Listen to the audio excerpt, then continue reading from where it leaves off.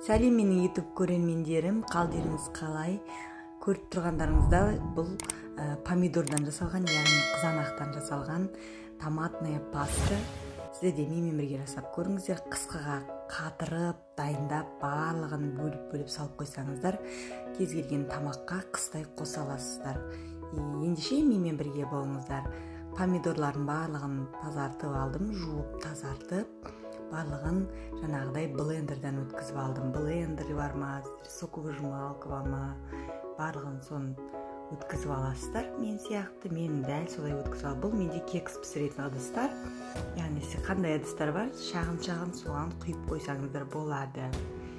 Караңыздар, мен суп-суйук кылып помидорду, яғни кызанакты өткүзүп алдым. Мясорубкадан да болот өткүзүүгө, ет тарткычтан да. Бирок мага осы оңай болду. Сол себептен осуну пайдаландым. Баарлыгын осулай ыдыстарга бөлүп коюп коясыздар. Керемет. Енді кыста борщка коссаңыз да, тамакка коссаңыз да өтө дәмді, натуральный. Баарлыгын куюп шыктым ыдыстарга. Енді мен буну морозильникке салып коям. Әбден каткандан кийин алып чыгам морозильниктен. Күчтүү, керемет болуп чыгады. Караңыздар, куюп койдум. Әп-әдем болуптур. Ыңгайлы тамакка косканда да. Морозильниктен мына алып чыктым, караңыздар.